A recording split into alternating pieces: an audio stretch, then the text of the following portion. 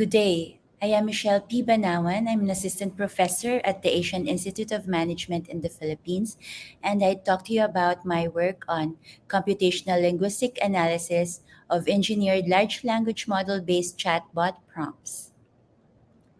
Large language models, while they are designed to produce coherent and contextually relevant content, they at times produce outputs that seem strange, nonsensical, or unrelated to the input prompt, and we call these outputs hallucinations. And it's crucial to note that these hallucinatory responses are not actual hallucinations experienced by the AI model, but rather a reflection of the limitations and biases present in the training data, complexity of language understanding, and the LLM's lack of external context. Now, research in hallucinations have become prevalent nowadays because researchers have been curious and have found that the propensity of large language models to generate content that conflicts with the source or lacks verifiable factual knowledge as basis. More interesting research work has provided a framework to quantitatively evaluate the performance of ChatGPT in particular across NLP use cases. Another work also introduced hallucination evaluation benchmark, which is a comprehensive collection of both generated and human annotated hallucinated samples. And also another interesting work is exploring a phenomenon which it referred to as hallucination snowballing, which occurs when early mistakes are introduced and it increases the cascading of errors in the next part of or the latter part of the conversation. Now, I used confidence scores as a proxy measure for hallucination likelihood estimates. I leveraged on the Stanford question answering dataset and Hugging Face's question answering pipeline. Squad is a dataset that consists of pairs of paragraphs from Wikipedia and associated questions, and Hugging Face's question answering pipeline has a confidence score that is calculated based on the model output's logits. It's calculated using a softmax function where the probabilities of the start and end tokens, their products, are obtained, and this is an estimate of the model certainty that certainty of the answer where it is found in the context provided. Now, these confidence scores serve as a valuable metrics to assess the reliability of question answering models. Researchers have found these confidence scores to be helpful in analyzing the accuracy of model predictions, identify cases of uncertainty, and distinguish between correct and incorrect responses. Correct being responses that are found in the context provided, and incorrect otherwise. Confidence scores have been utilized to develop strategies for handling ambiguous or challenging questions and to improve model performance through confidence based selection of responses. Now, the motivation of my work is to identify underlying linguistic features of prompts. So, these key linguistic components that may influence the generation of both hallucinatory and non hallucinatory responses in AI generated prompts. Now, I'd like to specifically understand the linguistic attributes that contribute to the variance of the linguistic features of AI generated responses that are hallucinatory and that are not. Now, I'd like to also specifically understand how these linguistic components affect the likelihood of, of hallucinations by particularly investigating the relationship between the specific linguistic features and the generated hallucinations. Now, this work on computational linguistic analysis is threefold. First, I did a linguistic feature extraction. Second, performed a principal component analysis. And third, did a regression modeling. For the linguistic feature extraction, I used Kyle and Crossley's suite of analytic, linguistic, analysis tools or SALOT. It's found in www.linguisticanalysistools.org. I was able to extract more than 1,000 linguistic indices that measure different constructs of language, including syntax, readability, lexical diversity, lexical sophistication, cohesion, grammar, spelling errors, and other structural and mechanics constructs of the language in the prompts. I also did a principal component analysis, which was accountable for more than 70% of the variance of the linguistic features in the corpus that I used. These six linguistic features will be described in the next set of slides. The first feature, the first component, is linguistic association and construction strength. This is accountable for the largest variance in the dataset, and its constituent indices are average lemma construction combination frequency and average approximate collostructional strength. This captured the association strength and co occurrence of patterns of words in specific genres such as academic, news, fiction, and magazine. Prompts with higher ALCP and AAC exhibit more precise word combinations and collocations associated with specific domains. Now, I found that highly specialized domains and more recent topics had the higher and lower quartile scores and generated more hallucinations. On the other hand, common topics and general information domains scored within the middle spread of the lax scores and did not generate hallucinatory responses. The second component, construction ratio diversity or CRD, captures the strength of association between words. After qualitative evaluation, I found that prompts that exhibit a diverse range of collocates from various corpora provided context specific information, and they are rich in domain specific terms or jargon.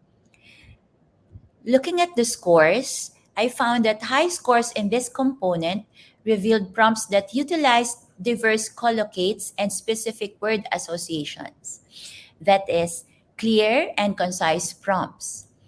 And this generated the least hallucinations, except when the topic was highly technical and very specialized. Some of the examples I found in my corpus included mathematical word problems with complex calculations, anime movies, and indie songs.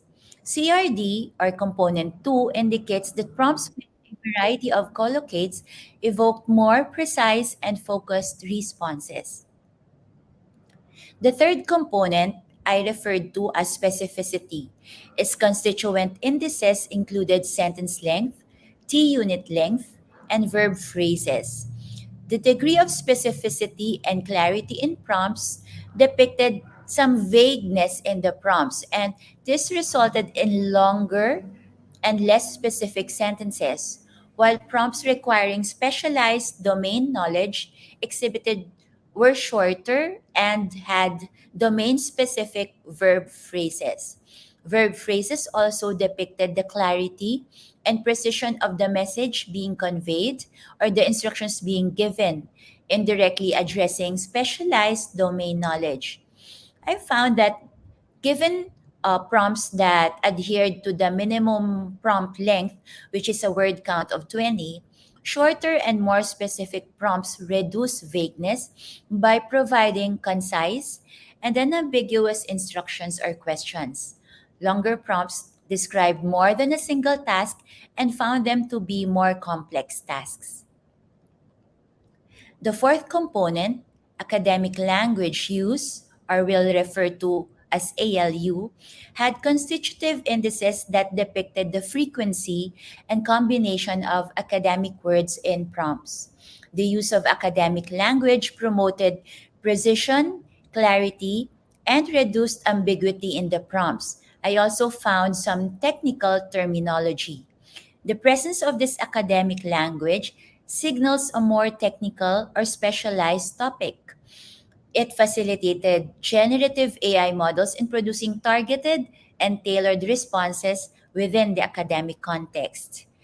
Examining the extreme values for this component revealed that too much and too little academic language presence in the prompts was related to hallucinations. The fifth component I'd refer to as narrativity. This indices related to coherence, cohesion, narrative structure, and other narrative markers, for example, story like elements, temporal sequencing, and character descriptions. I found that well structured and coherent prompts mitigate vagueness by providing clear and logical instructions or questions, facilitating the generation of accurate responses. Narrativity also encompasses specialized domain knowledge by aligning with narrative structures commonly used in these specific domains or genres. This, this component exhibited or showed that prompts that had higher narrativity values tend to elicit contextually appropriate responses, therefore, scored low on the hallucination likelihood estimate or the confidence score or the confidence score as proxy. Component 6, concreteness, includes constituent indices related to sensory language, vivid descriptions, concrete references, and other markers of concreteness, for example, giving specific examples and perceptual details in the prompts. Concrete prompts provided explicit details, reducing ambiguity and potential vagueness. Prompts requiring specialized domain knowledge employ concreteness through specific examples and references that align with the given domain. I reiterate. Now, I found that concreteness enhances the effectiveness of prompts by providing this clear and precise information, and this resulted in more accurate and contextually relevant responses, and again, lower scores in the hallucination likelihood proxy. Now, after the PCA, the emergent components were used as candidate predictors for categories like hallucinations and non-hallucinations. And the logistic regression results showed a fair accuracy score, depicting that the model was able to predict hallucinatory and non hallucinatory responses using the principal components used. And the findings showed that the PCA revealed six distinct components that capture different aspects of the prompt's linguistic structure. The logistic regression analysis confirmed the relationships between these components and the likelihood of generating hallucinations. This demonstrated the significance of linguistic components in distinguishing between hallucinatory and non hallucinatory generated responses. In particular, the first and second component, linguistic association and collocation frequency, and the strength of association between words were positively associated with hallucinations. Component 3 and Component 4, prompts with higher specificity and academic language, demonstrated a negative association with hallucinations. Narrativity, that's component 5, and concreteness, component 6, showed contrasting relationships, with higher narrativity scores positively associated with hallucinations and higher concreteness scores associated with the reduced likelihood of hallucinations. Those are the findings of my work, and thank you for listening. I'm ready to entertain questions if you have any. Thanks again.